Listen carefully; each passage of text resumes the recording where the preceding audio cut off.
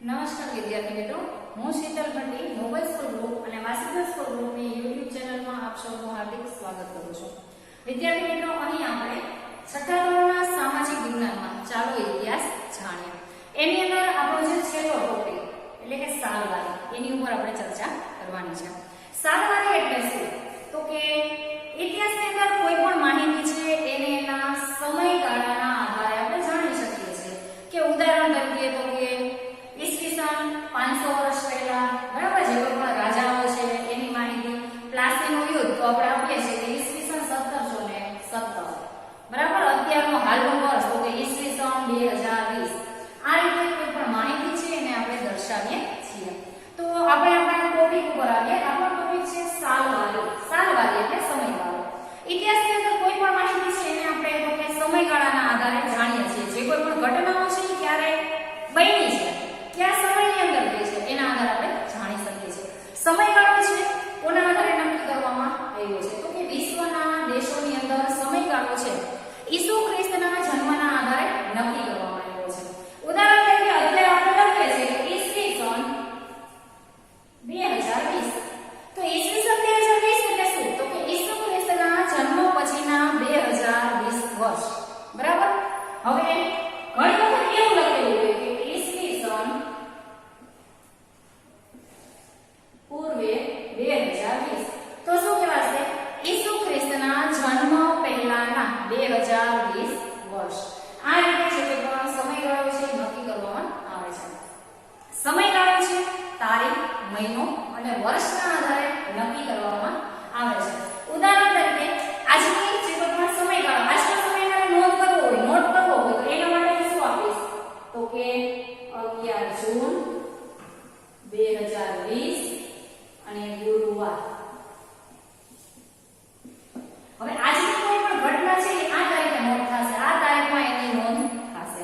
તો પ્રાચીન સમયની અંદર આપણા ઇતિહાસની અંદર પણ જે કોઈ પણ ઘટનાઓ છે જે બની ગઈ છે તો એ સમયના આધારે તો કે જે સ્થળ છે, સમય છે એ એની અંદર નક્કી કરવામાં આવેલું છે.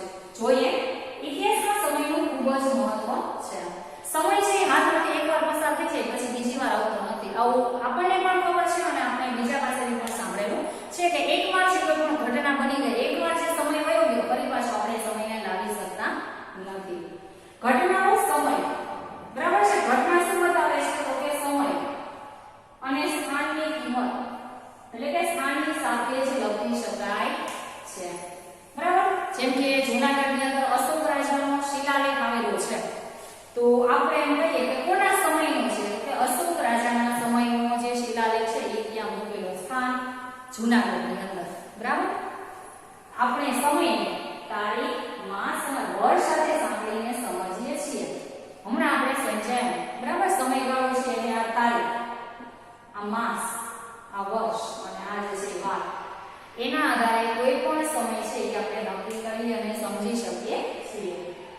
જેમ કે 20 જુલાઈ 2018 એ શુક્રવાર, બરાબર. તારીખ 20, માસ જુલાઈ, વર્ષ 2018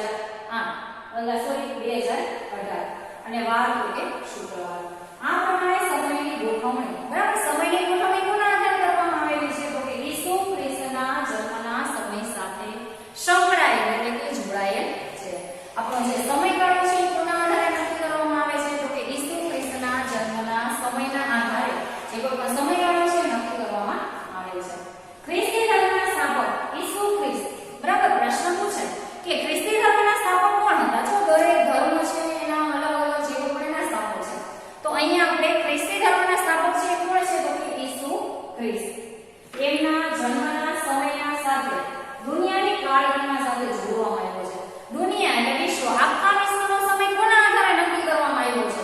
તો કે ઈસુ ખ્રિસ્ત છે એનો જે જન્મ થયો ત્યારનો જે સમયગાળો છે ત્યારથી આખા વિશ્વનો જે સમયગાળો છે એ નક્કી કરવામાં આવેલો છે એમ કહી શકાય. એટલે કે ઈસવીસન એમ કહી શકાય, બરાબર. આપણે અહીંયા જે આ રીતે લખીએ છીએ ઈ.સ. બરાબર. તો આ જે છે એને શું કહેવાશે? ઈસવીસન એમ કહી શકાય છે. અંગ્રેજીમાં એડી નો ફૂલ ફોર્મ છે એનો ડોમિની, એટલે કે ઈસુ ખ્રિસ્તના જન્મ પછીના વર્ષો, બરાબર. એડી એટલે શું કહેવાશે? એનો ડોમિની.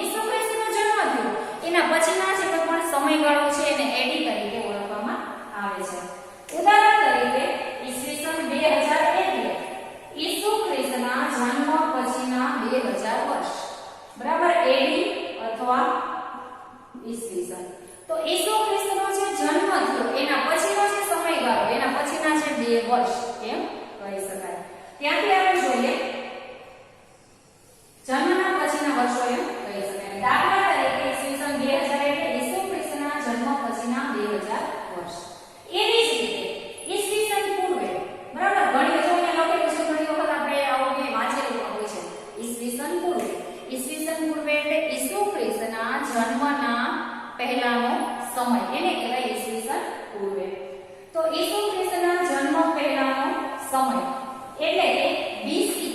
બીસી એટલે બિફોર ક્રાઇસ્ટ, એટલે ઈસુ ખ્રિસ્તના જન્મ પહેલાનો સમય. ઉદાહરણ તરીકે ઈસવીસન પૂર્વે 2000. ઈસવીસન પૂર્વે 2000 એટલે ઈસુ ખ્રિસ્તનો જન્મ એની પહેલાના 2000 વર્ષ. જો ખાલી ઈસવીસન હોય તો શું કહેવાશે? ઈસુ ખ્રિસ્તના જન્મ પછીનો સમય, એટલે એના પછીના 2000 વર્ષ. પણ અહીંયા આપણે આપ્યું છે ઈસવીસન પૂર્વે, તો ઈસુ ખ્રિસ્તના જન્મના 2000 વર્ષ પહેલા, બરાબર, ઈસુ ખ્રિસ્તના જન્મ પહેલાના 2000 વર્ષ. હવે આને આપણે ચાર્ટ દ્વારા સમજીએ. અહીંયા આપણે આપેલું છે 0, બરાબર. 0 થી એક ડાબી બાજુનો ભાગ પડે છે, બીજો જમણી બાજુનો. ડાબી બાજુનો ભાગ એટલે તો અહીં ઈસવીસન પૂર્વે, પૂર્વે એટલે પહેલા.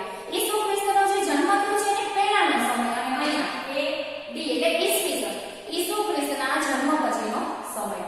તો અહીંયા 0 થી ડાબી બાજુ સ્ટાર્ટ કરીએ. પહેલી સદી એટલે કેટલા વર્ષ થશે? 100. બીજી સદી, જો 100 વર્ષે એક સદી થાય, બરાબર છે. બીજી સદી તો એમાં પાછા 100 એડ કરો એટલે કેટલા વર્ષ થશે? 200. ત્રીજી સદી પાછા 100 એડ કરો એટલે 300 વર્ષ. ચોથી સદી પાછા એમાં 100 એડ કરો એટલે કેટલા થશે? 400 વર્ષ. પાછા 100 એડ કરો એટલે પાંચમી સદીમાં 500 વર્ષ. તો અહીંયા શું કહેવાશે? ઈસુ ખ્રિસ્તના જન્મની પહેલા, જો ઈસવીસન પૂર્વે બીસી એટલે પહેલાનો સમય. ઈસુ ખ્રિસ્તના જન્મ પહેલાના કેટલા વર્ષ? 500 વર્ષ. જો અહીંયા કીધું તો શું કહેવાશે? ઈસુ ખ્રિસ્તના જન્મ પહેલાના 100 વર્ષ. હવે આ બાજુ આવીએ એટલે એડી. એડી એટલે ઈસવીસન અને પછીનો સમય. કોના પછીનો સમય? તો અહીંયા આપેલું છે ઈસુ ખ્રિસ્તના જન્મ પછીનો સમય. પહેલી સદી અને આગળ જોઈએ કે ઈસુ ખ્રિસ્તના જન્મ પછીના 100 વર્ષ. પાછા એમાં 100 વર્ષ એડ કરીએ એટલે બીજી સદી બને. ઈસવીસન જે 100 એડ કરીએ એટલે કેટલા થશે? 200 વર્ષ. ઈસવીસન પછી એટલે કે ઈસુ ખ્રિસ્તના જન્મ પછીના 200 વર્ષ. ત્રીજી સદીમાં 100 એડ કરીએ 300, ચોથીમાં 100 એડ કરીએ એટલે 400 વર્ષ. પાંચમી સદીમાં એડ કરીએ એટલે 500 વર્ષ. તો અહીંયા શું કહેવાશે? ઈસુ ખ્રિસ્તના જન્મ પછીના 500 વર્ષ, બરાબર. એડી, એડી એટલે પછીનો સમય અને બીસી એટલે પહેલાનો સમય, બરાબર. બીસી એટલે ઈસવીસન પૂર્વે, પહેલાનો સમય. એડી એટલે ઈસવીસન પછીનો સમય, બરાબર છે. આગળ વાત કરીએ. ઘણીવાર સાલવારીને, સાલવારી એટલે સમયગાળો, તો ઘણી વખત સાલવારીને આપણે એડી, એડી અહીં આગળ જોઈ ગયા છે એનો ડોમિની. એડી ને બદલે સીઈ લખવામાં આવે છે અને બીસી ને બદલે જો અહીંયા બીસી એટલે બિફોર ક્રાઇસ્ટ, તો બીસી ને બદલે બીસી તરીકે પણ ઓળખવામાં આવે છે. આગળ જોઈએ સીઈ. જો અહીંયા એડી ને બદલે સીઈ. હવે સીઈ નું ફૂલ ફોર્મ શું છે? સીઈ એટલે કોમન એરા, સામાન્ય કે સાધારણ યુગ. એના પછી છે બીસી, બરાબર. બીસી ને બદલે બીસીઈ. તો બીસી એટલે આપણે જોઈ ગયા કે બિફોર ક્રાઇસ્ટ, તો બીસી એટલે શું? બિફોર કોમન એરા, સામાન્ય કે સાધારણ પૂર્વ યુગ. પૂર્વ એટલે પહેલા, બરાબર. સાધારણ યુગ પૂર્વે. ઘણીવાર બીપી એટલે બિફોર પ્રેઝન્ટ શબ્દનો પણ ઉપયોગ થાય છે ઘણી જગ્યાએ. તો કે બીપી આવો શબ્દ પણ ઉમેરે છે. બીપી એટલે શું કહેવાશે? એનો ફૂલ ફોર્મ બિફોર પ્રેઝન્ટ. વિદ્યાર્થી મિત્રો, આ દરેક જે ફૂલ ફોર્મ છે એ પણ તમારે પાકા કરવાના છે અને આ પણ પરીક્ષાની અંદર પૂછાય છે. એટલે અહીંયા આપણો ટોપિક હતો સાલવારી, કે ઇતિહાસની અંદર સમય છે એનું શું મહત્વ છે, બરાબર છે. એટલે સમયના આધારે કોઈ પણ ઘટના છે, કોઈ પણ તારીખ છે, આ બધી છે એ દર્શાવવામાં આવે છે. ભૂતકાળમાં હોય, ભવિષ્યમાં હોય કે વર્તમાનમાં હોય, કોઈ પણ જગ્યાએ સમય છે એની સાથે જ દરેક બાબત છે એની નોંધ લેવામાં આવે છે. તો વિદ્યાર્થી મિત્રો, આ સાથે આજનું આપણું જે ચેપ્ટર છે એ પણ પૂરું થાય છે. એટલે આપણું જે ચેપ્ટર છે ચાલો ઇતિહાસ જાણીએ, તો એની જે કોઈ પણ માહિતી છે એ આપણે મેળવી લીધી છે. હવે આગળના વિડીયોની અંદર આપણે નવા ચેપ્ટર સાથે પાછા મળીશું અને આ જે લેક્ચર પૂરો થાય વિડિયો લેક્ચર એના અંતમાં તમને હોમવર્ક આપવામાં આવશે, એ તમારે કરવાનું રહેશે. Thank you.